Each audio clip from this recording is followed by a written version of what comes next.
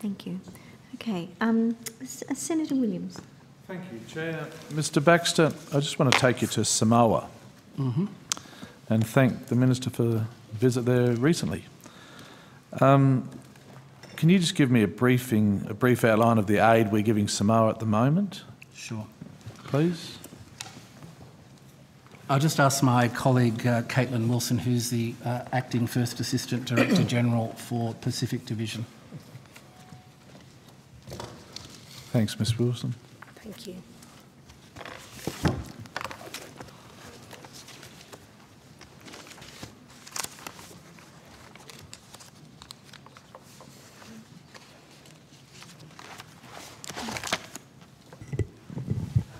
Sorry for the delay. Caitlin Wilson, Acting First Assistant Director, Pacific Division.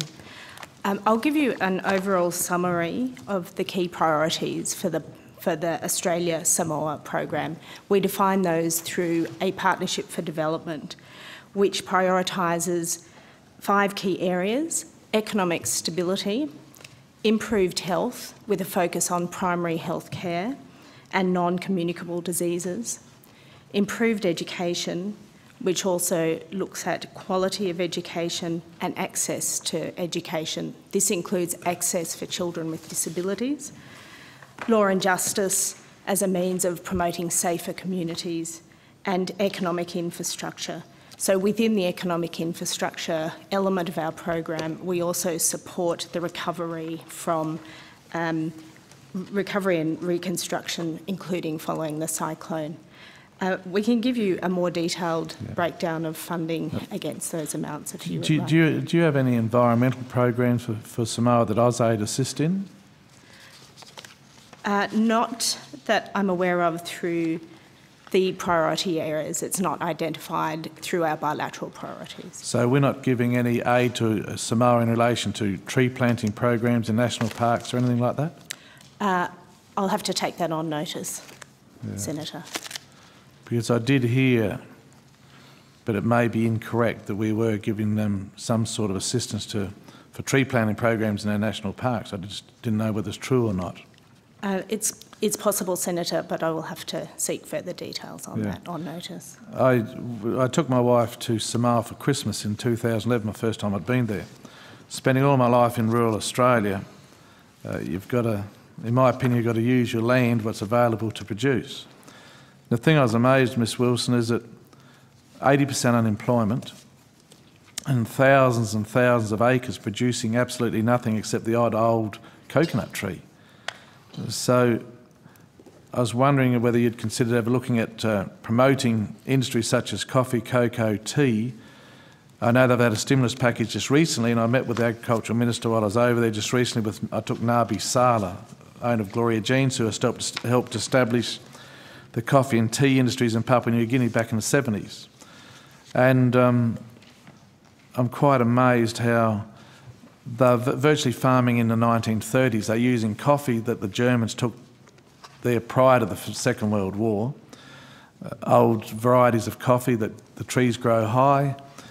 When a cyclone hits, the trees get blown over, they're destroyed, whereas modern varieties such as the bloke we took with us from Cyrad in France, who had established these industries in the Ivory Coast of Africa, Mexico, Rwanda, Kenya, and very successful, where they actually clip the top of the trees. They don't grow so high, they don't blow over in cyclones. And I just sort of think that we need to look at establishing those industries, because we have 80% unemployment over there, desperate need for exports, and thousands of acres literally producing absolutely nothing. And I was wondering whether that would be a consideration in the future that Aus-Aid could look at. If a sample program of 20 hectares, we looked at Arabica coffee growing up on the high country above 500 metres, some 615 metres, land already there, trees there established for the shade for the coffee plantations, and down a lower country like around near the airport, Robusta coffee. And I just think we need to try and help them farm properly, if I can put it that way, with modern varieties of coffee or tea or cocoa, and get them producing. Mr Baxter, would you like to comment? Yes, Senator, thank you. And certainly you've identified a really critical issue for many countries in the Pacific, which is the high levels of youth unemployment. As Ms Wilson said, when we sit down on an annual basis with the Samoan government under our Partnership for Development, they'll bring to the table what their key priorities are for funding from the Australian Aid program, and we have a discussion about which ones we're able to meet, given we're obviously not able to meet all of the requests of our partner countries, and we identify within that discussion process a series of priorities, and then we apply funding to those priorities, and we measure our success jointly against the priorities that we've agreed to. I'm not aware of the Samoan government raising with us in our discussions that they see this as a higher priority than the activities that we're already funding in health and education and other areas. But were they to do so, then obviously we would be very happy to sit down and look at what we could do, including, through applying Australia's own agricultural expertise as we do elsewhere. Yeah, perhaps we're not a lot expert in growing tea and coffee, but there are people in the world who are. I did meet with the Prime Minister, the Deputy Prime Minister, the opposition leader. They have a coffee processing plant over there called CCK. It's an Australian bloke, I forget his name, who actually runs it. We met with him and I said to him, so how much coffee here in Samoa do you process? He said, none. I import it all from Papua New Guinea. Yeah, the Samoan people are so proud of their CCK coffee, thinking it's Samoan. They were very... Palusa Louis, the opposition leader, said, John, are you sure you're correct when you tell me that? I said, go and ask them. They import it all.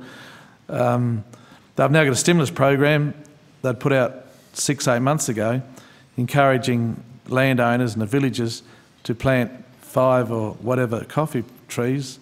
They planted them, got the stimulus package, but they'll never pick anything. They're 1930s. It's like us growing insignia wheat that was around in the 50s and 60s in Australia that is not rust resistant, it doesn't stool properly, it's prone to falling over, it doesn't yield well.